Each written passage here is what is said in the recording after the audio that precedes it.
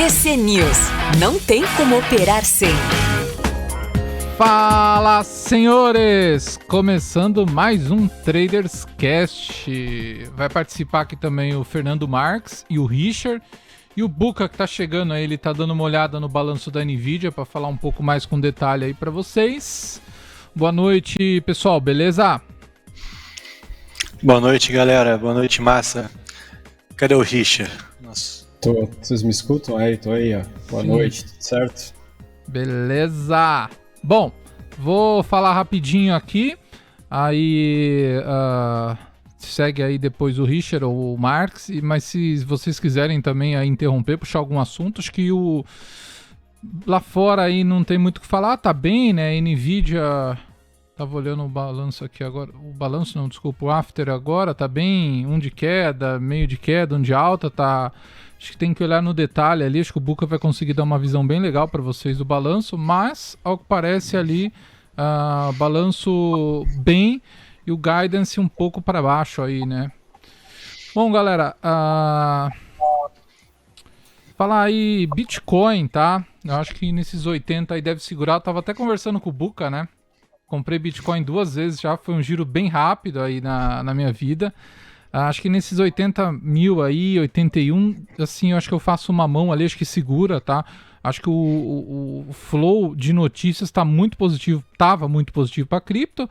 Agora o mercado deu uma estressada, né? Acho que perdeu paciência com o time. Acho que o pessoal esperava a reserva dos Estados Unidos mais rápida, tá? Tô de olho ali. O Buca, acho que ele me falou ontem que ele tava de olho, que eles desmontaram um pedaço da posição e estão de olho para retomar. Sobre Brasil, a gente teve uma estressada e vários ruidinhos hoje, né? Haddad na Casa Civil, aí o mercado já ficou meio cabreiro, vamos falar assim, pô, quem vai entrar no lugar do Haddad? Aí a gente já viu os ministros reforçando o apoio ao Haddad, que ao que parece foi um pedido do Lula, né? O problema é que a gente está num mercado sem comprador, né? Então qualquer ruído ele faz preço e não volta na hora, né? Demora. Em linha com o que aconteceu ali no finalzinho do ano passado, a gente sofreu bastante isso, tá? Eu acho que agora aí é aquele momento que a gente tira um pouco o olho da tela, né? E começa a olhar com calma as empresas que tem no portfólio. A gente está vendo várias oportunidades aí na bolsa, na minha opinião. Pô, quem não gosta de correr risco Brasil, quer ter uma coisa aí que você não tem tanto efeito de política, DIs, né, que a curva explodiu hoje. Pô, você tem uma Prio aí, eu comprei ontem, a 37 e pouquinho. A empresa tá muito redonda, deve fazer uma média aí de 120 mil barris esse ano. Coloca a empresa aí a 4,2 lucro se tirar as ações da tesouraria. Se deixar com as ações da tesouraria vai para 4,7, 4,8 aí. Isso sem contar Yahoo aí. Teve até uma atualização no processo aí que eu acho que o Marx consegue explicar muito bem. Então assim, exportadoras no geral, pô, JBS é outro papel bem interessante. A empresa saiu uma matéria no pipeline recente, é outra que eu tô de olho, que eles devem fazer a dupla listagem no primeiro semestre, né? Então, pô, tem 3 meses aí, é um puta gatilho, acho que é uma exportadora também que vale a pena ficar de olho. Então a gente tem aí, com essa pressão da bolsa, né, a gente vê que mesmo exportadoras com esse dólar um pouco mais calmo, você tem boas empresas que você acaba conseguindo surfar aí sem tomar esse risco Brasil, né? Interno aí acho que tem várias opções de empresas boas também que estão gerando caixa, que estão com uma alavancagem ok, tá, galera? Então Brasil, acho que a gente voltou ali naquele momento de polir os diamantes, né? De você olhar com calma as empresas e assim, não dá pra saber, tipo, eu comprei Prio 37 e achei que tava pagando um ótimo preço, já caiu R$1, né? Então assim, o mercado tá com um fluxo horrível, me parece basquete de venda, tá? Porque assim, vendem tudo, né? Você vê hoje o dólar subiu em meio, a maioria das exportadoras caíram ou subiram um pouco, né? Num pregão, vamos dizer assim, normal, as exportadoras reagiriam muito bem, né? Principalmente depois de vários dias de queda, tá? Então, tem que esperar esse basket, tá? Mas exportadoras aí acho que, assim, vale olhar com atenção, tá? Prio, que eu gosto bastante, JBS, eu acho que Suzano aí, se for na faixa dos 55, 56, eu gosto bastante também, tá, galera? Mas é isso que eu tô olhando. Eu acho que esse fluxo de vamos dizer assim, de oil and gas, né? Oil and gas, desculpa. Tá bem ligado à guerra, né? A gente vê que, assim, o Trump fala, o petróleo piora e batem nesses papéis, tá? O mercado tá antecipando, tá? Então pode continuar caindo aí, mas assim, eu acho uma bela oportunidade, tá? Hoje a gente tem alguns balanços, tem Marfrig, Brasil Foods, a própria Braskem também reporta hoje, Petrobras. Então amanhã a gente deve ter um dia aí de ajustes, tá? E se a gente olhar os balanços que saíram hoje, a gente vê que o mercado ele tá muito, assim, vamos dizer assim, agressivo, né? A empresa reporta uma vírgula fora, o papel cai 5, 6, né? Então a gente viu até o exemplo da VEG, aí, apesar de estar muito bem precificada. Então, um mercadinho difícil, tá? Mas a gente tem que ter paciência, né? O índice tá aí, 126, 127 mil pontos. Tava 120, né? Subiu quase que reto para 130. Então, o Brasil, a gente tá tradando muito a vol. E o mercado, ele tentou tradar essa piora do Lula, né? Hoje saiu mais uma pesquisa ruim, acabou não fazendo preço, tá? Então, me parece aí que o mercado deu uma tirada de pé aí. Eu até queria a opinião aí do Marx e do Richard. A gente vê que o mercado tirou um pouco o pé, mas acho que é aquilo que faz parte do jogo, né? Até algumas semanas atrás o Brasil estava largado, do nada a bolsa andou. O Brasil, infelizmente, é isso, tá, galera? Quando o mercado dá essas pioradas, analisar com calma as empresas, tomar posições ali que você vê que fica tranquilo, né? Pô, comprei PRIO a 4,7 vezes lucro, tá? Não vou contar as ações da tesouraria. Se for para R$32, paciência, né? Mas, pô, qual que é a maior chance? É o papel voltar ali para 40, 42, 43, né? Ainda mais que uma empresa que tem receita em dólar. Então, assim, dá uma tranquilidade ter esses papéis na carteira e também, se quiser ter um pouco de domésticos, aí acho que a gente tem boas empresas, tá? Só vou falar do balanço de uma aqui, que acho que reportou aí ontem, né? Por fim, o papel subiu. Foi Vibra, reportou um balanço fraco, tá? Mas a companhia já está com uma visão melhor para 2025. E a alavancagem dela sobe um pouco ali por causa da Comerc. A Comerc foi um ativo aí que a Vibra começou a comprar participação próximo de 2021, 2020, tá? Hoje é uma empresa aí com 2 gigawatts de capacidade de geração, então já é um monstrinho dentro da empresa, tá? E eles devem começar a gerar sinergia ali dentro da Vibra, tá? É um ativo bem interessante, tá? Acho que o mercado vai começar a olhar esse ativo ali dentro, tá? E olhando para frente na Vibra, ela vai se alavancar, logicamente, pelo que tá o saldo ali da aquisição da Comerc, que é 50%, que ela tinha uma opção lá de trás. E daí ela já entra num cenário ali que ela vai começar a gerar caixa e desalavancar, né? Que é uma empresa que está com margens boas, tudo. Então, para 2025, 2026, aí a companhia deve voltar para uma alavancagem num nível bem inferior, tá? E daí ela vai ter a Comerc ali dentro rodando muito bem, redondinha, voltando a pagar dividendos mais gordos, né? E também recompra de ação. E outro papel aí, acho que vale comentar também, que é um papel que a gente vê que, apesar desse mercado ruim tá tradando bem, a gente vê a Eletrobras ali, né? Que é um papel que tá conseguindo performar bem, né? Pô, hoje chegou a virar o papel, mas o mercado piorou mais, o papel acabou caindo. Você vê que é um papel que tá com um comprador, né? Que você tem esse possível acordo do governo, que vence dia 6 o novo prazo, né? Que seria quinta-feira que vem. O governo, em tese, aí com a empresa tem mais uma semana para fechar esse acordo. Eu acho que saindo esse acordo aí pode dar um bom alívio no papel, tá, galera? É uma posição aí que eu gosto também. E uma bela empresa aí para quem gosta de carrego, dividendos. Assim, não precisa nem falar do portfólio de ativos da empresa. Vai lá, galera. Boa. Quer falar primeiro, Richard? Visão do que eu tô vendo, aí vai um pouco com o que o Márcio falou. O Andrezão, cara, só não fala mal dos meus papéis aí, por favor, tá? Um deles eu tô vendido, sabe, né? Todo dia ele chega lá, essa Braskem vai pra cara, vala, eu compro um papel, já entra no radar do Richard, cara. Eu não sei o que eu fiz pra ele, meu. É que tem uns que chamam, né, cara? O Andrezão, se puder botar minha tela aí, já vou falar da Braskem começando. Depois eu falo um pouco do Ibov aí. Tá me ouvindo, Andrezão? Ele tá subindo ali, pelo que já sobe. Tá subindo. Subiu. Aí, vamos lá. Já vou falar da Braskem para começar, tá? Que é um dos papéis que eu tô vendido aí. E depois eu vou mostrar um pouco do cenário do Ibov, para mostrar também por que eu tô com uma cabeça mais de queda e aí, consequentemente, né, procurando alguns shorts. De posição, pessoal, eu tô líquido, tá? Com alguns trades pontuais abertos, mas guardando caixa aí para comprar mais abaixo, que eu vejo o Ibov corrigindo, a gente vai ver depois. Mas Braskem, por exemplo, tá? Isso que eu vou mostrar aqui é uma dinâmica que a gente está vendo em vários papéis, a maioria dos papéis da bolsa, inclusive. tu tem um movimento de baixa em vermelho, um movimento de queda, um movimento que vem perdendo fundos. Quando ele expande o movimento e volta, ele chega num topo anterior e não passa, realinha, faz todo o movimento de queda, passa para baixo das médias e volta a perder fundo. Então a Braskem é um papel que há muito tempo ela faz isso e repete isso. Tá? Então o que eu fiz? Esperei um desses testes, esperei um realinhamento, voltar nas médias, abri uma venda aqui, ó.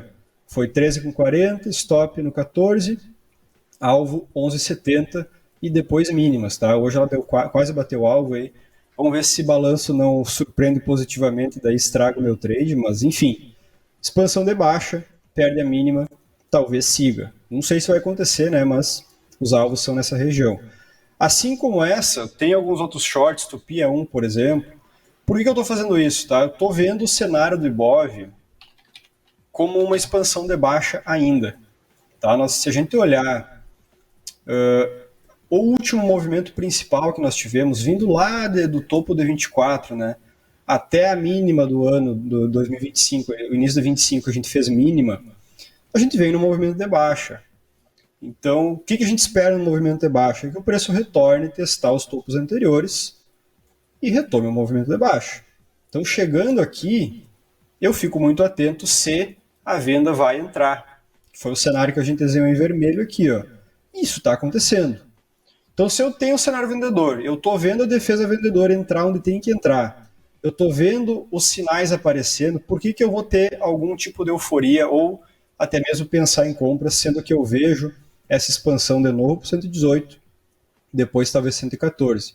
Então, eu estou bem cauteloso com compras, tá? Fiz algumas esses dias, eu peguei Embraer esses dias, acabei estopando cedo, mas coisas pontuais, e eu vou esperar esse cenário se concretizar, se é que ele vai se concretizar, e aí daqui para baixo eu vou montando a carteira com aí o cenário que o Massa falou, tá? Ainda estou olhando mais exportadoras, estou olhando mais pagador de dividendo, fugindo do mercado interno, que a gente pode até ver o gráfico do Small 11 depois, tá feio, tá apresentando também expansão baixista, então não tenho pressa nenhuma em ter papel do mercado interno, e vamos monitorar agora, tá? O nosso Ibov onde está, de fato é uma região compradora, essa região em verde, né?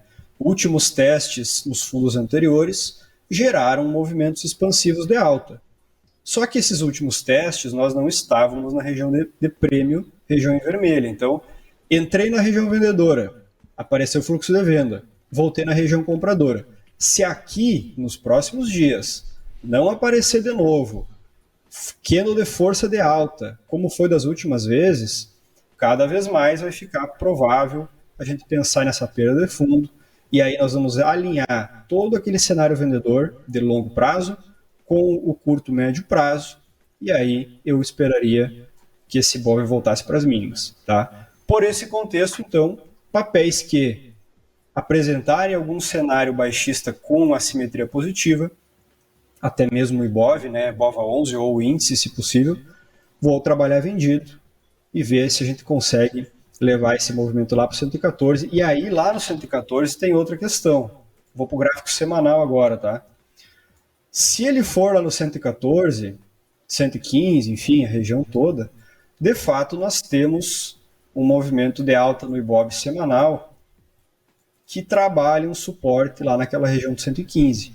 Então aqui eu ficaria muito mais propenso a tomar risco em mercado interno, em papéis com beta mais alto, papéis mais arriscados, porque aqui eu vejo pouco espaço de queda e muito espaço de alta, seja para voltar onde a gente está agora. Tá? Então, vamos ver, né? Se se concretiza. A princípio, o cenário como está desenhado hoje, aí, político, interno, para mim ele está confluindo a níveis mais baixos. Então, se isso acontecer, daqui para baixo eu vou começar a montar uma carteira para um carrego um pouco mais longo aí, visando essa expansão, talvez, né, um retorno para 130 e depois uma expansão de alta. Então, por enquanto, minha cabeça aí, para curto, médio prazo, baixa, para o meio do ano aí, talvez, essas regiões aqui embaixo, buscar uma compra e aí focar nesse tipo de empresa um pouco mais sólidas, né, e de preferência exportadoras, porque essa queda do Ibov abre espaço para uma alta do dólar, que também, né, rapidinho o dólar aqui Eu ia perguntar diário. isso, qual que era a sua cabeça pro dólar aí, ô Richard? O dólar é pelo gráfico diário, né? Se a gente olhar, e isso eu gosto de fazer bastante, né? A gente olhar para trás num contexto semanal, onde vocês lembram bem que aqui em setembro de 24 a gente marcou a mínima do dólar, né? Uma região que inclusive eu trabalhei comprado, aí a gente pegou quase 200 pontos essa compra. A partir daqui, né, pessoal, nós tivemos um movimento explosivo aí que rompeu topo, né? Expandiu, foi lá para a máxima, movimento bem distorcido por sinal. E tudo que a gente está vendo nos últimos dias, últimas semanas, né, é um movimento de pullback, movimento de recuo. Um fluxo constante, sim, mas não explosivo igual foi a alta. E onde é que ele chega agora, né? Ele chega justamente aí nas regiões descontadas dessa perna de alta que começou lá em setembro de 24. Então, né, lá em cima, 6,40, distorção, a gente esperava uma correção.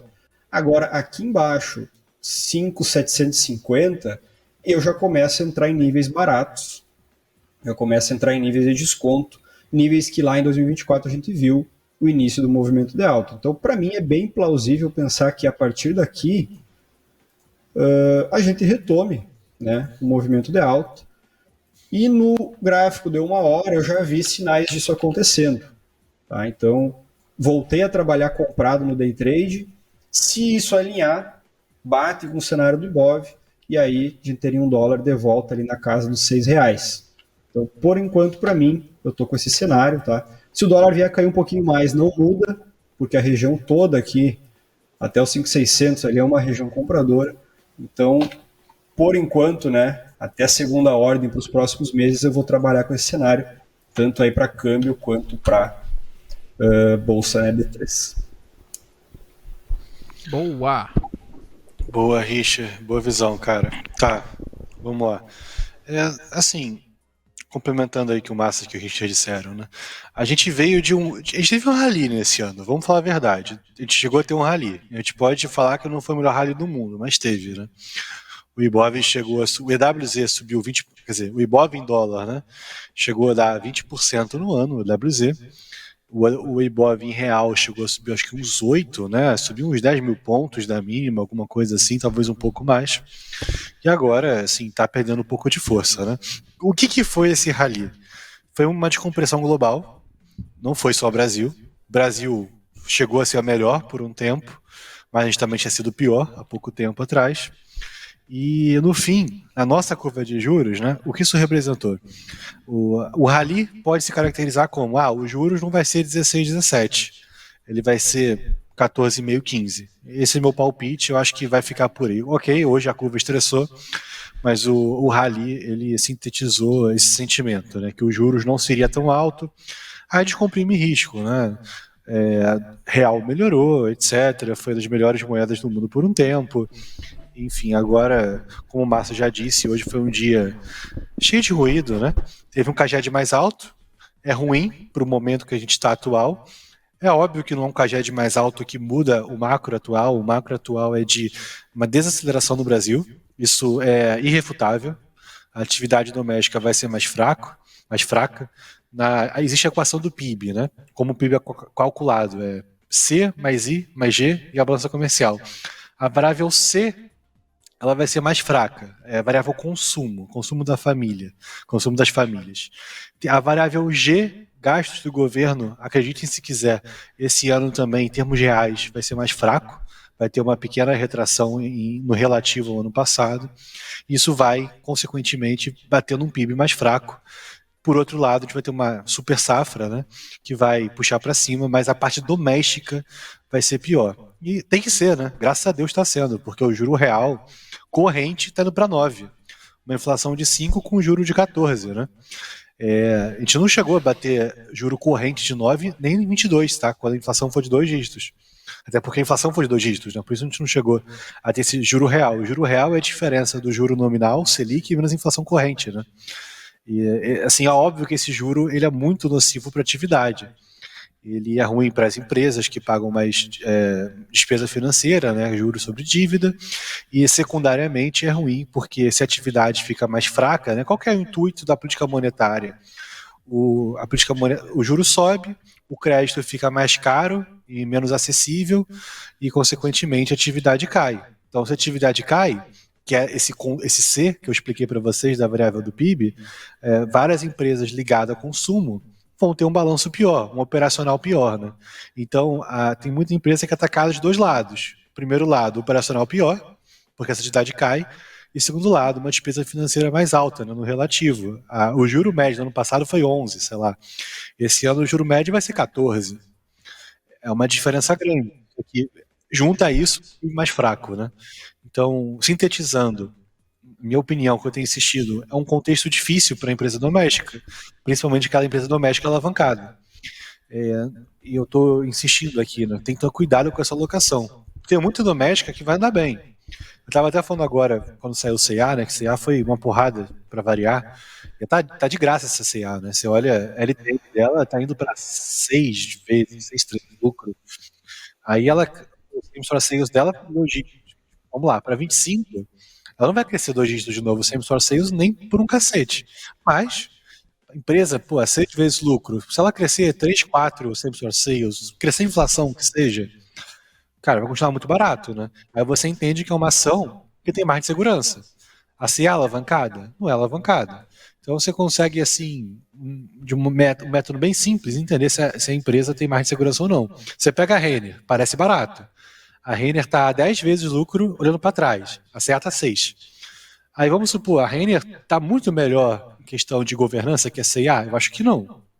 Está muito melhor que a CIA em questão de estrutura de capital? Já esteve. Hoje em dia eu acho que não. Tá, assim, a CIA está quase caixa líquida agora, né?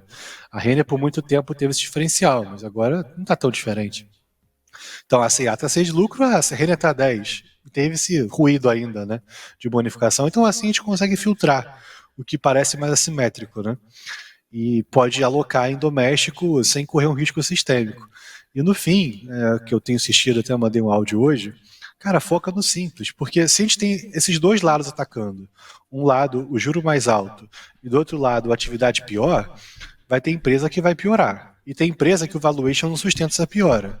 E tem empresa que nem ano passado gerou caixa. Vai conseguir esse ano com a atividade mais fraca? Pode ser, de repente a empresa está num turnaround louco, muito bem, vai vender ativo. Pode acontecer, reduzir capex, né? É o que acontece nesses momentos. Mas são casos mais difíceis. Você tem que entender muito bem quando compra uma empresa nesse sentido, né? Então, o simples, na minha visão, financials vai rodar muito bem. Salvo engano, inclusive, eu tenho insistido nisso, o IFNC é o índice que mais sobe no ano ainda, acho que está subindo 9 no ano. Eu acho que Itaú, ABC e Inter são compras muito boas, inclusive de riscos diferentes. Itaú e ABC é bem parecido, mas Inter é um pouco diferente. Essas três eu gosto. Financials não. Utilities também é ótimo, porque qual é o problema de utilities? Né? Utilities a gente entende que é um bom de prótese. Se a curva está abrindo, ela vai tender a performar mal, igual uma NTNB. Só que eu parto do princípio que o juro não vai renovar topo, né? Eu pelo menos acho que vai acontecer isso. A Eletrobras vai piorar o resultado porque a atividade está mais fraca? A Sanepar vai piorar o resultado? Não, é o aumento tarifário, foda-se, né? E vai ter, assim, claro que eventualmente um PIB muito mais fraco pode bater um pouco em elétricas e tal, no resultado final, mas é consumo básico, né? Que não tem, a pessoa vai ter eletricidade, vai consumir energia elétrica, vai consumir saneamento, isso não muda. E essas empresas repassam a inflação, tem a tarifa. Então, essas empresas, se o juro não está renovando o topo, elas são muito mais resilientes para se ter em carteira, porque o resultado dificilmente vai piorar, ele vai continuar melhorando. E, na verdade, essa relação vai melhorar, né? Porque se o juro fez topo e a atividade está mais fraca, a gente entende que o juro vai cair no tempo, né? Não sei quando é que o juro a curva vai dizer que o juro vai cair. Mas se a curva for para baixo, essas empresas vão rodar bem. Quando elas não rodam bem é quando o juro está para cima, né? Que esse desconto, o equity risk premium piora. Então, essas empresas são muito baseadas em equity risk premium. só finalizando isso, né? Se quer ter o high beta doméstico, tipo, eu tenho um Cogna. Bota uma arma na minha cabeça que eu não vou vender Cogna. Mas, assim, é uma empresa que, das muitas que tem na bolsa, é uma que eu acho que eu entendo mais. Inclusive, estou perdendo dinheiro nela ainda. Mas eu confio no que está sendo feito, no que eles têm apresentado. Eu acho que faz sentido carregar. Eu tenho meu dever de casa feito, eu posso estar errado. Mas é uma empresa, não são 5. Não é minha carteira toda. Então, hoje o contexto é esse, porque custa muito caro errar. O juros vai para 15, 14 e pouco, né? Um erro seu é o que você perde e o que você deixa de ganhar fazendo nada. Então a gente tem que tentar ser mais defensivo. Eu sei que tem muita gente que fala, não, mas essas horas é para meter o pé, porque tá tudo barato. Tá bom, mas de repente o mercado, vamos supor, vamos dar um caso aqui otimista, que é o que eu acho que vai acontecer, tá? A gente está em fevereiro. De repente, entre agosto e setembro, o mercado, a atividade vai ter caído, a inflação já fez topo, então é o que eu acho que vai acontecer, e o mercado vai estar dizendo que os juros vai cair no início de 26. Eu acho isso plenamente factível, tá? O horizonte relevante vai sendo empurrado para frente, né, a janela móvel, e quando isso acontecer, eu garanto, vai ter um rally mongoloide. As alavancadas vão dobrar, assim, só cíclico, porque o mercado não está mais olhando quanto a terminal, ele vai estar procurando o primeiro corte. A gente já viu isso recentemente, né, em 23. Isso vai acontecer, eu acho que ainda esse ano, tá? Independente de eleição, essas porras, foda, vai acontecer, é macro. Mas isso pode ser daqui a 6 meses, daqui a 8 meses, daqui a 10 meses. E nesse meio período, pode ter muita empresa que é no mais 20, mais 30. Tem várias empresas que estão no all-time low, tem várias empresas domésticas, mesmo com essa melhora que a gente teve, né? Então, negativas no ano.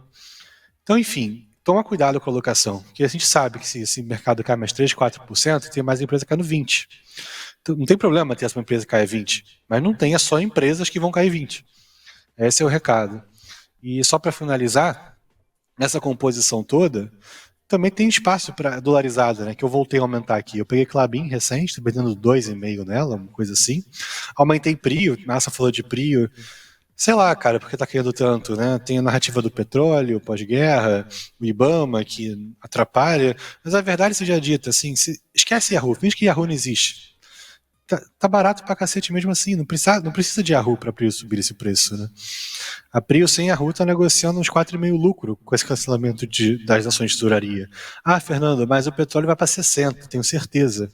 Então vai pra 6 vezes o lucro, 5,7. Vai estar ruim? Eu acho que não. Eu não acho nem um pouco ruim. Vai estar com 17, 18% de free cash flow yield, com o petróleo é $60. Ah, Fernando, vai para 40. Se for para 40, vai ter empresa quebrando, né? Aí tudo bem, a Prio vai sofrer. Mas, enfim, isso não tem como adivinhar, né? A gente tem que tentar achar o que está assimétrico, né? Pela lógica de fundamento e botar nosso dinheiro nisso, né? O que a gente faz. Enfim, eu acho que tem muita oportunidade, mas não é hora de ser herói. Quer ter uma tese mais arriscada? Pô, tem várias que eu acho que tem potencial, cara. Eu tava conversando até com o Ulig mais cedo. Essa Happy Vida no time low me parece muito exagerada. A CVC é uma também, que é mega difícil de operar a CVC, né? Um micão, mas o micro dela, o que eles estão fazendo ali é fantástico. Só que é uma empresa que, vamos lá, a atividade caiu, crédito mais escasso. As pessoas vão contratar menos pacotes de viagem, né? Classe média alta, classe média baixa, enfim, os clientes da CVC. Ela vai piorar um pouco, então não fica tão óbvio, né? Quer ter o seu doméstico, estuda bem. Acho que o recado no fim é esse. E só para concluir, o macro não mudou por conta do dia de hoje, tá? A gente vai ter uma atividade mais fraca, o mercado ele vai começar a catar essa Selic terminal, mas tem ruídos no caminho, né? Pode ter algum momento, alguma coisa aí com o judiciário de novo, tem essa coisa com o Bolsonaro, com Alexandre de Moraes com o Musk, o Lula fazendo eventuais besteiras, né? Isso faz parte, são pedras no caminho. Mas o mercado ele vai procurar uma Selic terminal porque a atividade vai cair. Hoje parece que teve um stop aí na curva, né? Acho que nos dias pregões passados a gente viu que o pessoal voltou a apostar ali numa curva mais para baixo, vamos dizer assim, numa Selic mais para baixo do que o mercado precificava, né? E hoje com esse dado aí o pessoal estopou tudo de novo, né, meu? Foi bem violento o dia. Foi. Acho que o pessoal estava mais exposto nesse técnico, né? E machucou, cara, a turma. Não tava com cara que ia subir tanto, não. Acho que podemos ir para perguntas. Já mandaram uma pro Richard aí, que ele vê no T10, se tem espaço de, se eu não me engano, ir pro topo. Vamos lá, tô com ele na tela aí. Possibilidade, né? Esse nível de preço que está agora aí na próximo ao 4,20, nós temos o último fundo que deu origem ao movimento de rompimento. Então, retornando aqui, sim, né? Vejo uma possibilidade de defesa compradora aqui. Agora, para ir para o topo, a gente tem muito chão ainda, né? Vocês percebem que quando tu perde esse fundo, esse último fundo, né? A gente marca uma região vendedora aqui em cima também, que poderia estar tentando virar esse fluxo para baixo, inverter a tendência e voltar para o 3,80. Então, se eu fosse trabalhar alguma compra nesses níveis, ela teria que ter alvo aqui, de novo para o 4,50. Tá? Seria algo nesse sentido aqui, ó. Stop abaixo desses fundos, buscar um alvo no 4,50. Depois de chegar aqui, dependendo como interagir aqui, a gente tira mais informação, mas por enquanto seria isso, tá? E também não é só sair comprando aqui, porque a gente está vindo de um fluxo de baixa bem relevante, 6, 7 pregões seguidos de queda. Então, o que é o ideal? Espero ele parar por aqui, formar uma estrutura nova, pelo menos uma estrutura de defesa, né? Algum candle gatilho, candle de força, e a partir daqui a gente tenta pegar essa expansão, né? De volta ao 4,50 ali. Então seria algo mais ou menos assim. Acho factível trabalhar nesse nível, né? Nesse sentido, mas não pensaria em topo de novo, né? Só depois que ele interagisse nessa região do 4,50, vencesse ela, né? Tivesse uma nova formação da estrutura. Se olhar o semanal, é possível, né? O semanal dita pullback e expansão. Agora a gente tem que ver se ele vai segurar nessas regiões, né? Para fazer essa expansão de novo. Boa! Aproveitando, Richard, perguntaram de Bitcoin aí para você também. Esse aí é... Esse aí o Richard vai assustar vocês. Bitcoin, eu tenho um primeiro alvo aí, primeira região de interesse ali próximo de 70 mil. Tá? Seria, a gente considerar o movimento de alta que teve, isso aqui eu considero uma distorção, tá, pessoal? Ele sobe muito rápido, ele deixa vazio o gráfico aqui para baixo. Quando lateraliza, quando começa aquela distribuição, a gente espera que esses fundos fracos sejam perdidos, foi o que aconteceu recentemente, né? E ele venha fechar esse vazio gráfico de alguma forma. Agora, até onde vai, eu não sei, não vou saber dizer, né? Ninguém sabe. A gente só entende que, dado aquele primeiro movimento de alta, está sendo feito um pullback, né? O ponto ideal seria aqui próximo de 70, chegando ali, né? A gente ter um realinhamento comprador, algum tipo de defesa, e a partir daqui uma montagem de posição para tu levar de novo para o 100, eu acho bem mais interessante do que estar comprando aqui no 95, 90, 89, esses fundos fracos, correndo todo esse risco de pullback para levar para o topo de novo. Então aqui para baixo, né, 75, 70, seria a primeira região que eu ficaria de olho no gráfico diário. Tá? Se a gente olhar o semanal, isso aí tem muito mais espaço para baixo. Uma casa aí dos 45 mil, olhem como a média de 200 está longe, né? Um movimento que vem muito forte nos últimos anos. Então, para começar a olhar, eu olharia aí 75, 70, mas não é uma compra que eu acho muito segura, assim, para dizer, aqui é um fundo muito provável. Não, é um ponto para começar a trabalhar uma compra aí com um pouco mais de segurança. Só que isso aí é um cenário gráfico, né? Aí eu não vou saber falar para vocês de fundamentos do Bitcoin, de como é que está o cenário externo. Graficamente, para mim, 75 para baixo, começo a olhar. Boa! Acho que dá para a gente falar aí um pouco de... Até aproveitando essa pergunta do T10 aí, né? A gente viu uma queda nos juros muito forte, né? A gente viu um dado de atividade nos Estados Unidos fraco, né? E ao que parece aí, os Estados Unidos, né, com o Trump aí meio que com esse protecionismo dele, né, tá criando esse cenário, né? Então acho que é um ponto de atenção aí. Se a gente continuar vendo esses dados mais fracos, a gente pode ver bolsa lá fora fraca, né? A gente viu que o Bitcoin caiu meio que alinhado com esse empino no dia, tá? Mas eu acho que o Bitcoin, o que pode ter por trás ali é que o pessoal estava muito aflito, né, com o anúncio dessa reserva estratégica dos Estados Unidos. Eu acho que, assim, Eu acho que o Trump vai fazer, tá? Só que ele vai fazer com calma. Eu acho que ele, inclusive, ele faz nesse primeiro ano de governo, tá? Só que ele quer fazer uma coisa com calma e não ia ser em um mês, né? 2 meses. Então, acho que tem que ficar muito de olho nesse ponto, né? Porque a partir do momento que você vê ali os Estados Unidos pressionando muito outros países, né? Se abre espaço para a China, né? Que a China ela tá de braços abertos ali para os outros países, né? Querendo crescer, querendo estreitar laços, né? Lógico que é diferente o cara ter laços com os Estados Unidos e China, né? Mas a gente vê esse movimento, tá? Isso pode atrapalhar na atividade. Talvez esse dado aí já foi um reflexo. Pode ser que foi isso, pode ser que foi um respiro, né? Que no final do ano, quando o Trump ganhou a eleição, o pessoal acelerou muito contratação e gastos e agora tirou um pouco o pé. Eu acho que esse é um ponto de atenção aí, tá, pessoal? Ficar bem de olho nisso daí. Isso daí pode aí mexer com bastante coisa aí ao redor do mundo, tá? Principalmente Brasil com commodities, tá? Boa. O Buca tá chegando aí, tá? Ele provavelmente olhou melhor a NVIDIA, ele comenta o balanço de NVIDIA para vocês. Deixa eu ver se tem mais alguma pergunta aí. Quem tiver pergunta pode mandar, gente. Acho que eu não tenho agora, não. Bom. O Jonathan perguntou do Haddad se ele sai ou não sai. E quem entra no Soltaram lugar. essa hoje ainda, né, cara? Sim.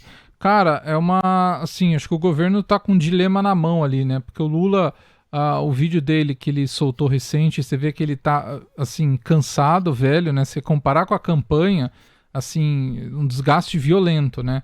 E ele teria ali a chance de ir para reeleição ou colocar o Haddad, né? Só que o Haddad ele já tá ali, na minha opinião, um cargo um pouco de risco, né? Porque o juro tá subindo, teve esse evento do Pix aí que caiu nas costas do Haddad, né? Então, acho que, assim, eu não duvido eles tirarem o Haddad ali para tentar colocar ele para reeleição, só que assim, como o governo ele tá bem fragilizado, eles já teriam que falar quem que vai ser o cara ali, né? Se fazer que nem hoje, pô, o Haddad vai pra Casa Civil, beleza, bom até, né? Mas quem entra no lugar, né? Aí é um ponto de dúvida, tá? Na minha opinião, acho que se for ter um movimento desse, capaz de vir alguém ali do centrão, tá? Pro governo dar uma respirada aí, ganhar um pouco de credibilidade, né? Porque assim, bem ou mal, o fiscal do Brasil não tá tão assustador, né? Então se você colocar um cara ali com... Tanto é que o dólar bateu aí 5,70, lógico que teve toda a questão do agro, commodities, tudo, mas você vê que lógico, não é bom o fiscal, né? Vamos dizer que um fiscal médio, você coloca um cara ali com um pouco de credibilidade, o governo ganha um fôlego, tá? Agora, boa pergunta, quem que seria o nome, tá? Assim, tô bem em dúvida, tá? Me parece que o governo ele tá acuado e ele vai seguir nessa mesma toada aí, mas esse 1 ano e pouco, né, até a eleição. Boa. O fiscal do Brasil ele se resume a não fazer muita merda, né? Porque se a gente seguir o orçamento que vai ser aprovado agora em março, assim, a perspectiva do mercado é de um déficit muito menor do que esperava do ano passado, né? Que ficou em 0. Então é super factível fechar em 0 de novo. Ah, Fernando, mas você está errado, a dívida sobe 2 dígitos. Porque o juro é 15 e a real é 10, né? Se o juro fosse 9, a gente estava com a curva fletando, né? A curva, eu digo, da nossa dívida, né? Só que, obviamente, com esses ruídos todos que a gente vê, inflação mais alta, impulso fiscal muito alto, né? A gente não tem um juro baixo. Então, o nosso fiscal ele fica deteriorado. E esse é o risco, né, Márcia? Porque, por exemplo, vem esse ruído hoje da PEC do 6 por 1, né, assim que fala, eu acho. Esse tipo de coisa que roda por fora do orçamento, isso não é fiscal.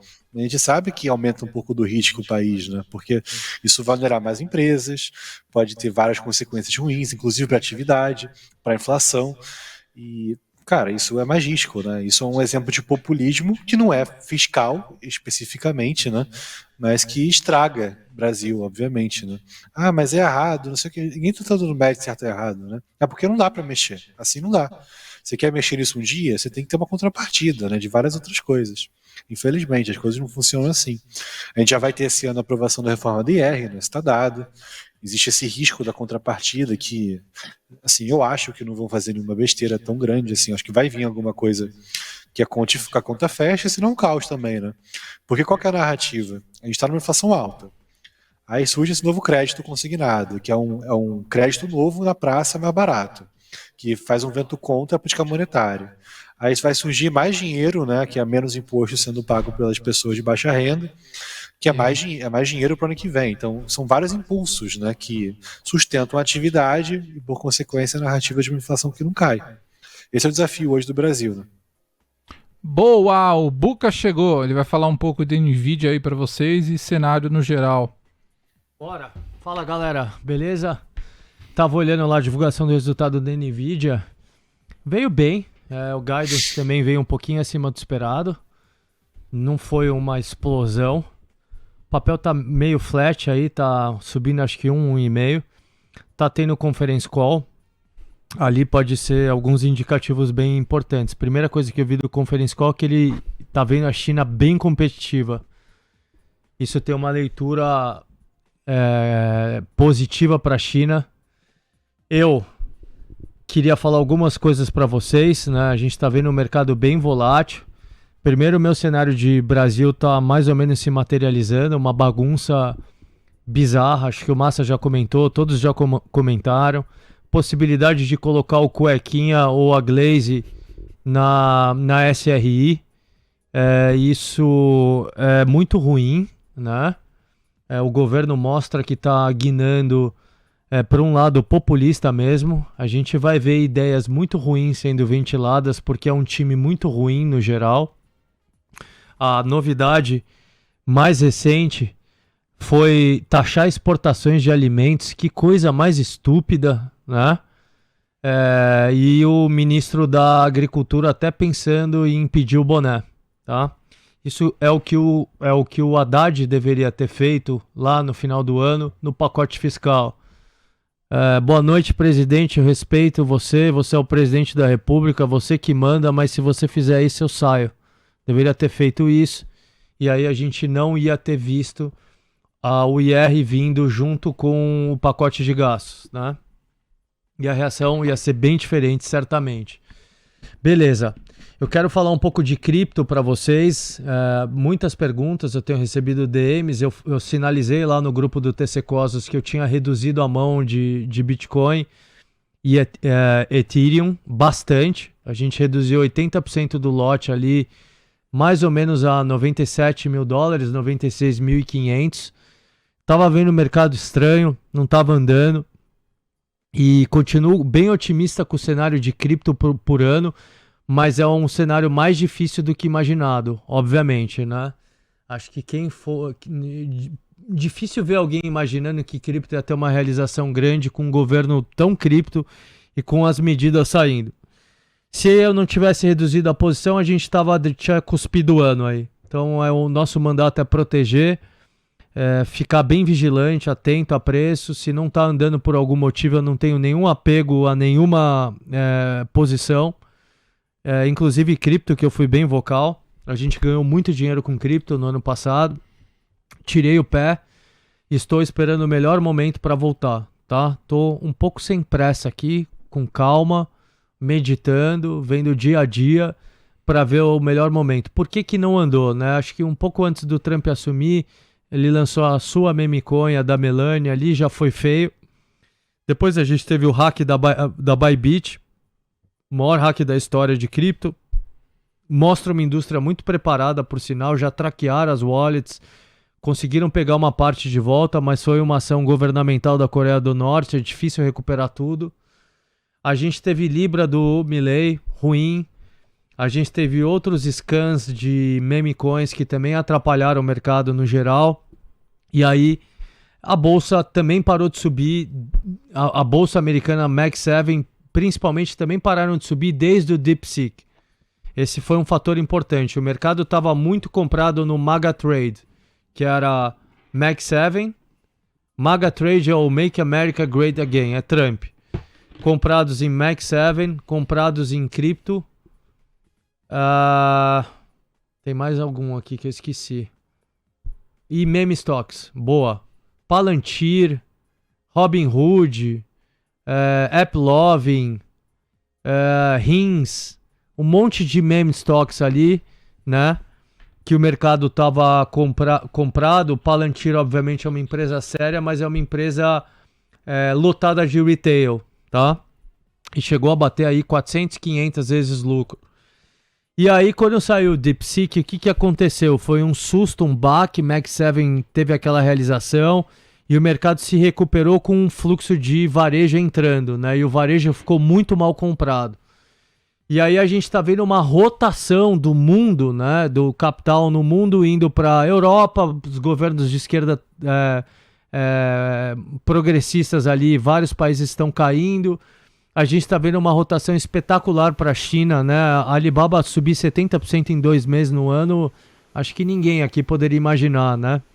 Eu estava bem otimista de Alibaba desde o ano passado, otimista em Tencent, otimista em Meituan, otimista em KE Holdings, a Bake, mas eu não imaginava que fosse um rally tão forte. Eu imaginava que o mercado tivesse medroso, com medo ali, batendo muito por questão do Trump, e que esse pessimismo era exagerado. E aqui estamos, né? A Baba rompeu $120, um rompimento de 4 anos importante, tem que respeitar esse rompimento. A Baba deve crescer bastante para frente com o AliCloud, com o seu LLM, o Queen. E a gente acabou também diminuindo a posição de Baba naquela sexta passada ali. Aí saiu um memorando do Trump, do governo, não do Trump. O papel caiu 10%, a gente voltou em uma parte. Tá aí, voltou pro high. Acho que Hong Kong tem mostrado que não tá preocupado com o Trump, estão mandando um middle finger pro Trump neste momento. As ADRs caem, aí Hong Kong abre, os traders lá de Hong Kong e chineses principalmente, tá tendo um southbound lá, eles têm comprado as ações de tecnologia na bolsa de Hong Kong, né? O próprio Trump hoje, em uma ordem executiva, falou que quer ter uma grande relação com Xi, que viu umas matérias saindo que os Estados Unidos não queriam o capital da China e que ele julga essas matérias mentirosas, que ele quer e são bem-vindos os investimentos de empresas chinesas nos Estados Unidos e vice-versa, mas que a China é um adversário, né? E que se os Estados Unidos não for bem tratado, ele vai ter as medidas, os Estados Unidos vai realizar as medidas necessárias. Não vai ser uma relação fácil, mas a China está com uma vida própria, já criou asas, né? A China está dominando robótica, por sinal, humanoides é um tema que a gente tem olhado, tem uma empresa no Japão que a gente está analisando, é um play de humanoide. Tem algumas na China, mas eu prefiro ir no Japão, porque o Japão vai servir o Ocidente, inclusive potencialmente a Tesla. Mas Japão já virou também um tema de Estado, humanoides. O governo chinês está despejando bilhões de yuans em empresas e eu acredito que possa acontecer o mesmo que aconteceu em EV. A Tesla foi a grande pioneira de EVs, né? E depois virou um tema de Estado do governo chinês e hoje a China é uma potência de carros elétricos. Potência. A BYD só não quebrava todas as montadoras do Ocidente porque subiram tarifas de 100% em alguns países, tá? E a China está indo para o mesmo em humanoides. A AI também virou um grande tema de Estado desde que os Estados Unidos começou a proibir a venda de chips mais poderosos da NVIDIA, que reportou hoje, e semicondutores no geral, da TSMC, a ASML, que faz as grandes máquinas para produzir os chips, são máquinas extremamente complexas e caras. Desde que os Estados Unidos começou a proibir a comercialização dessas ferramentas, máquinas e dos chips para a China ligou o botão vermelho, o alarme máximo, e ela também começou a se desenvolver na indústria de semicondutores. A Huawei é um exemplo disso. Ela está conseguindo produzir chips já de 5 nanômetros. O yield, né, que é o aproveitamento lá dos wafers, chegou em 40% essa semana, está próximo aí do Ocidente também.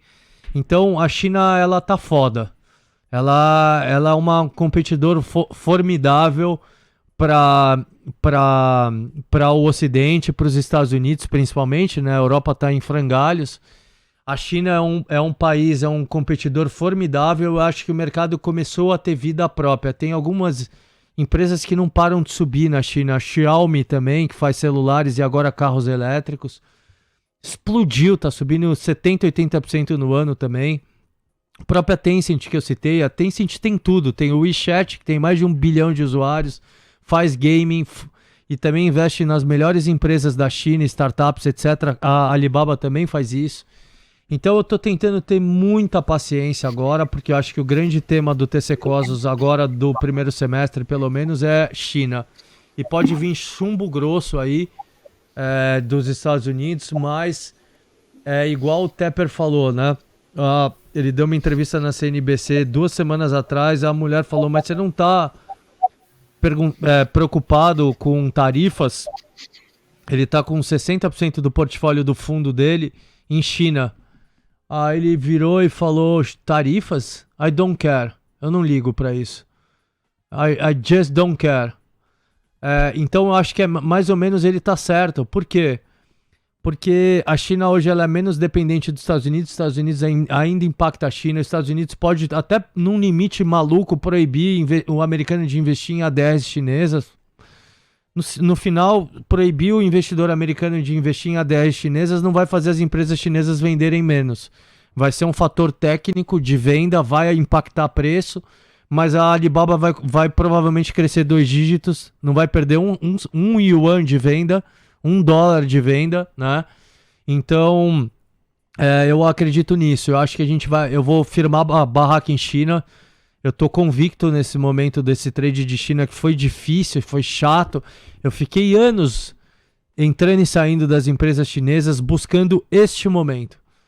E o que exatamente aconteceu nesses 2 meses do ano, né? Eu já sempre falei para vocês que eu tava olhando China, que eu achava que o governo chinês tinha capacidade de estimular a economia, tinha ferramentas e que a China não estava devendo muita coisa para os Estados Unidos em termos de tecnologia. E agora realmente está provado que a China não deve nada. A China é uma produtora de bens industriais formidável, né? Teve até também um podcast recente da Bridgewater, do Ray Dalio, dizendo que a China estava atropelando os Estados Unidos, né? E o Ray Dalio, é um nome muito importante para se falar isso, tá? Então, por que vender agora, né? A Alibaba, ela subiu 70%.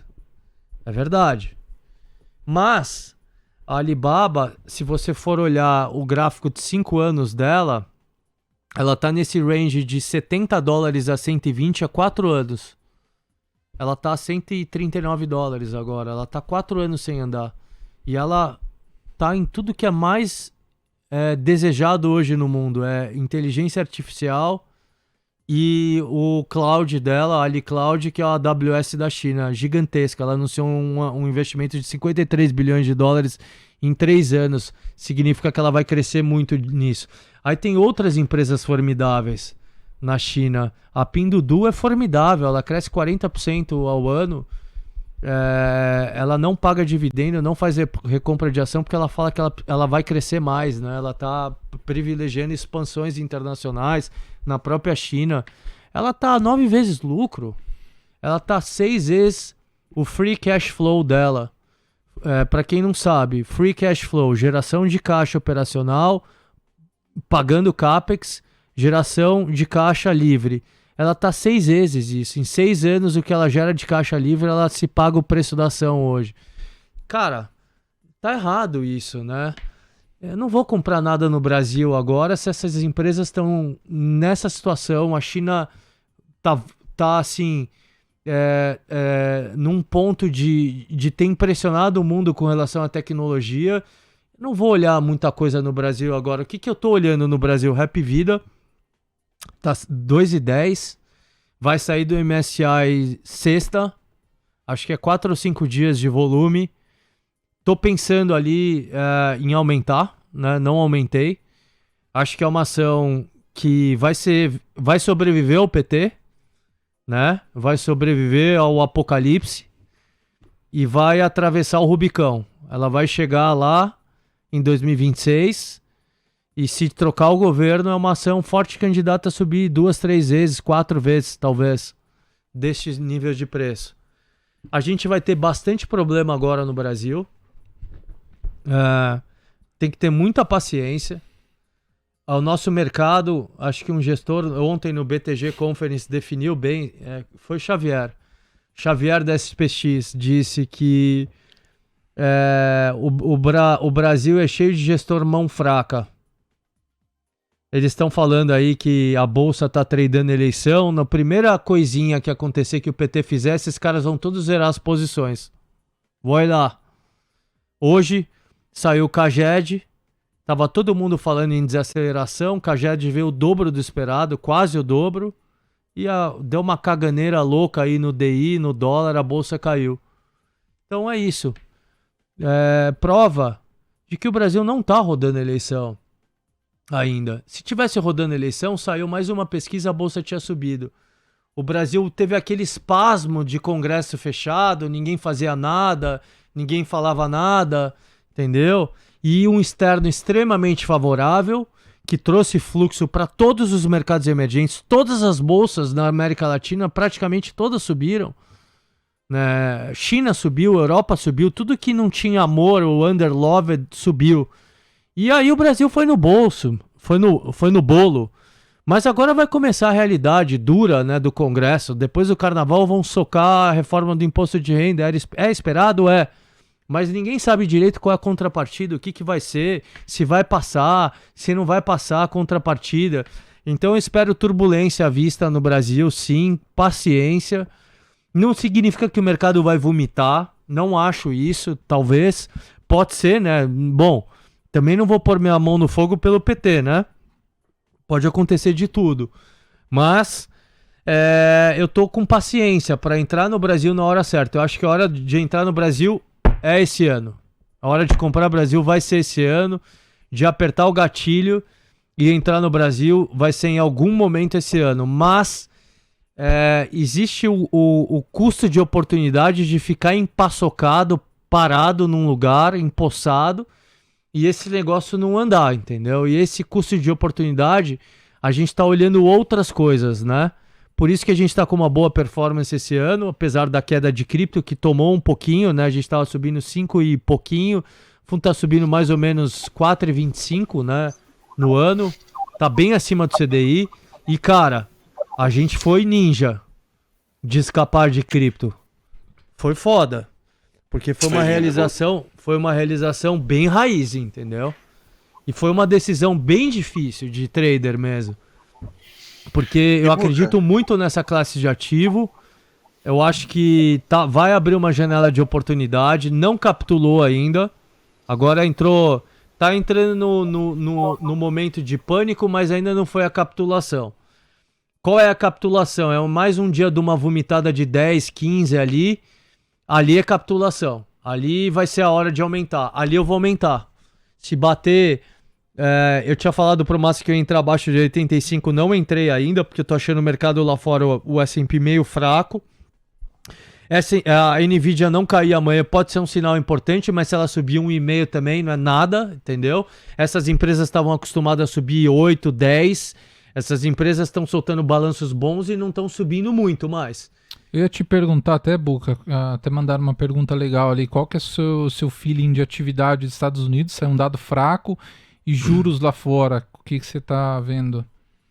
Os juros os juros foi um trade que a gente não pegou, né? Eu fiquei falando bastante dos juros lá, que eu acreditava no Elon, que eu acreditava que o Trump estava levando a sério isso e que isso era deflacionário. O próprio Bessent, o secretário do Tesouro americano, disse que tudo que eles estavam fazendo era deflacionário, praticamente tudo, né, com exceção das tarifas, e realmente é verdade, eles estão falando de cortar gastos o dia inteiro. Vai ser uma luta hoje no Congresso, né, essa semana, provavelmente orçamento.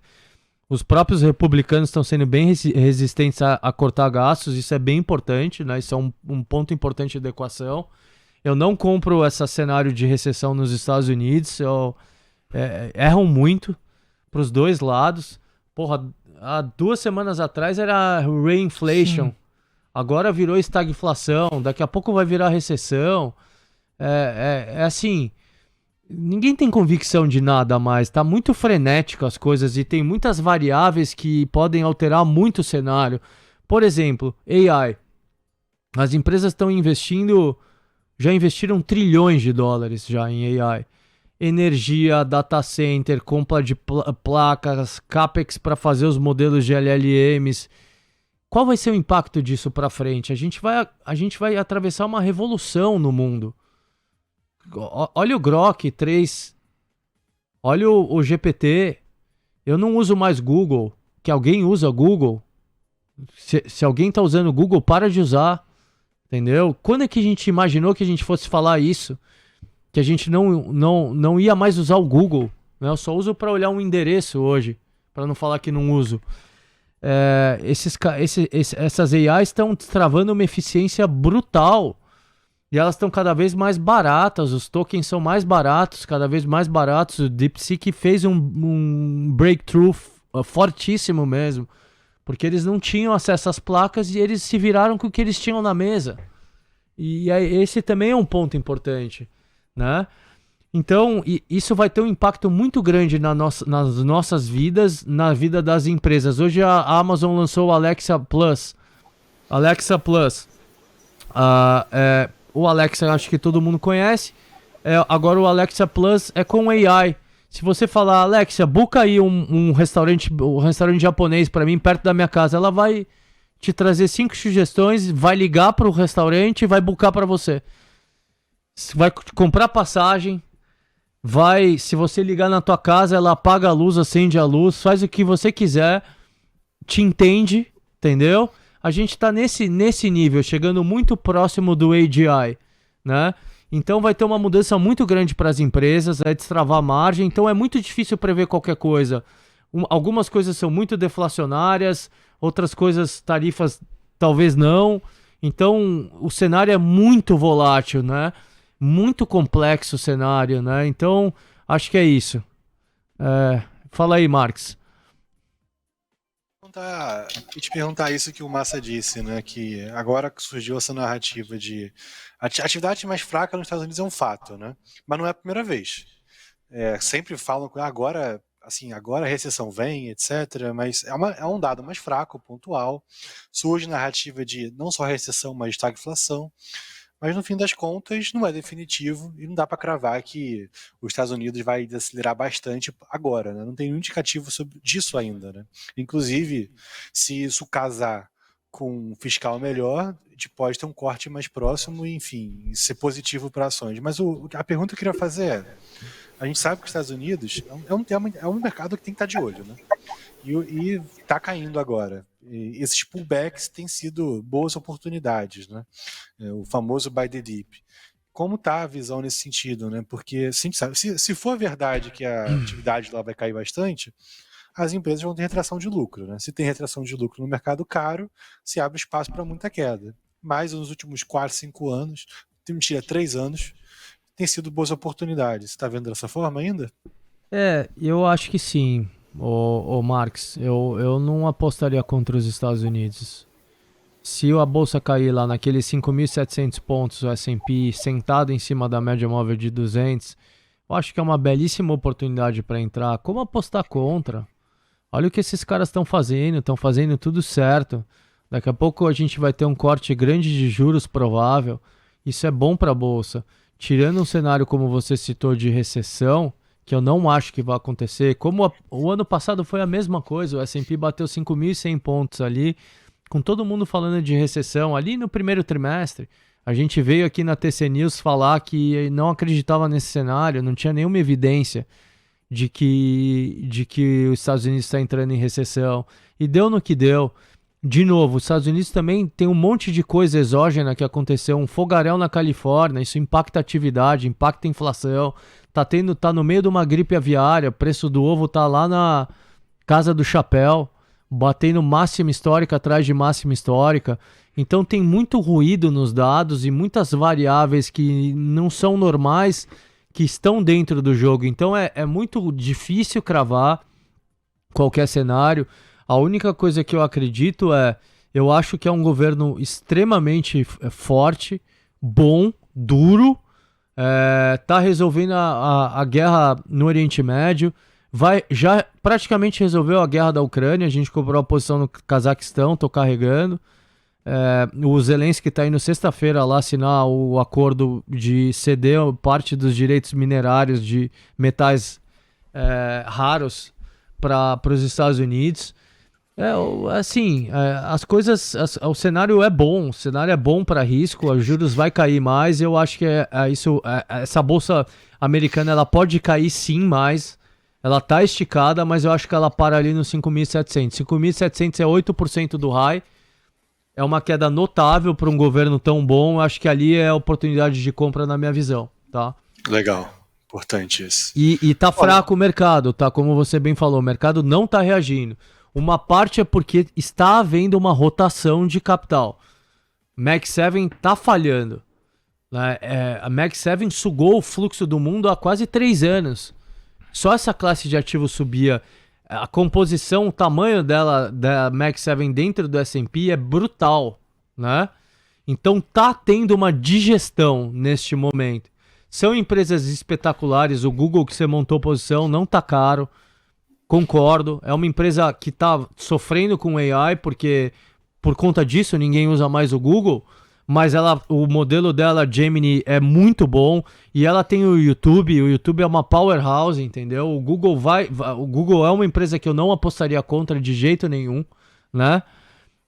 Então, eu acho que é uma digestão também, né? E é normal, é saudável esse reset do mercado, é saudável o S&P bater 5.700 pontos, é muito bom, tá? Falando nisso, a gente está comentando os balanços das empresas, principalmente o Marx dentro do Master e lá uma parte também no grupo do TC Cosmos. Acessem, que tá bem legal. Acessem o Master tá animal. Né? A gente acabou de unificar os canais com chats do TC. Tá bem legal a experiência de uso. Tá todo mundo lá o dia inteiro postando trade, análise, comentário. Agora é temporada de resultados no Brasil. Apesar do Brasil tá ruim, tem oportunidade de short, tem oportunidade de comprar aí nessa temporada de resultados. A gente fez um comentário muito preciso de Lojas Renner recentemente, que não tinha gostado do balanço, caiu 13 o papel, né? Então a gente tá comentando bastante os balanços aí das empresas, tá bom? E assim, tem algumas coisas que estão insanas, né? Eu acho que um exemplo é a Happy Vida. A Happy Vida eu acho que tá insano. Ela vai subir semana que vem? Ela vai subir no primeiro semestre agora? Com tudo isso que você falou que pode acontecer? Não acho. Mas também, gente, também não dá pra ficar 100% de fora do Brasil. Pode acontecer um imprevisto, né? A gente viu lá o presidente sendo hospitalizado, ninguém imaginava, né? Pode acontecer alguma coisa, entendeu? Não dá pra ficar 100% de fora, né? E, de novo, quem tá comprando Bolsa Brasileira agora, nestes níveis, olhando 2026, eu estive com um cliente hoje, inteligentíssimo. Não, Albuquerque, eu tô olhando 2026. Você tá olhando 2026? Parabéns, você tá certo, né? As empresas brasileiras estão extremamente baratas. O técnico da Bolsa passou a não ser mais tão favorável no curto prazo. Foi um dos motivos ali do meu alerta quando estava a 130 mil pontos. O investidor institucional estopou todo o short, passou de comprado em dólar para vendido em dólar, o mercado ficou com um técnico menos favorável, né? Esse também foi um dos motivos da alta. Não foi só o fluxo de estrangeiro, foi esses caras com medo estopando, né? Então, é isso. Eu acho que a Bolsa brasileira, a gente tem que estar atento. Tá barata. Se vocês estão olhando 2026, comprem empresas aí que estão gerando caixa, que tem uma boa perspectiva nesse momento. Comprem as empresas mais líquidas no momento, porque elas vão primeiro, depois as small caps vão andar, tá? Então, eu acho que assim, a gente tem que ficar atento e vigilante ao Brasil. Se vocês estão com esse norte, beleza, parabéns. Eu tenho uma convicção relativamente alta que o PT não vai ganhar a eleição de 2026. E, de novo, é uma eleição... Nunca vamos subestimar o PT e uma eleição. A eleição é sempre mais apertada do que a gente imagina. Mas tá acontecendo um shift global significativo que caiu os democratas dos Estados Unidos, acabou de cair... um partido social-democrata na Alemanha, entrou lá o Partido Conservador, Merz. No Chile vai cair o Boric, aliás a gente está comprado em Chile. Colômbia explodiu, Subiu 30% a Bolsa da Colômbia, porque o cara lá falou uma besteira por dia também, né? Então, tá tendo uma mudança nas placas tectônicas políticas, né? O pêndulo tá indo pro lado direito ali. O Macron não se segura também, o Trudeau já foi, entendeu? Então tá tendo um movimento muito significativo, muito significativo. E isso vai ter uma influência na eleição brasileira. E o PT não tem o que falar, né? Não tem discurso, não tem picanha, não tem cerveja, não tem nada, entendeu? Até porque o próprio presidente falou para as pessoas não comprarem picanha. Não compra as coisas mais caras, compra as mais baratas. Então, caiu, quebrou o cristal. E o Lula tá errando muito por conta da idade. Ele vai chegar na eleição de 2026. Se ele concorrer, eu tenho uma convicção muito alta que ele vai Bidenizar. Vai ser a mesma coisa do Biden. Vai errar, vai falar besteira, não tem mais o encanto, quebrou o cristal. E aí eu acho que o Brasil vira também. Boa, legal, Buca. Alinhado. Acho que chegamos ao fim. Não sei se tem alguma pergunta aí que queria responder, pessoal. Então, fechar? Pode ser? Bora, eu queria fazer um chamamento a todos vocês para entrarem no Master. O Master não custa nada hoje em dia. Ele tá R$ 79,90, super barato. A gente tá lançando a corretora do TC agora, em brevíssimo. Quem está no Master, eu já tenho falado, presta atenção. Você que tá dentro do Master, vocês vão ter coisas inovadoras e benefícios dentro da corretora a ser lançada do TC, tá?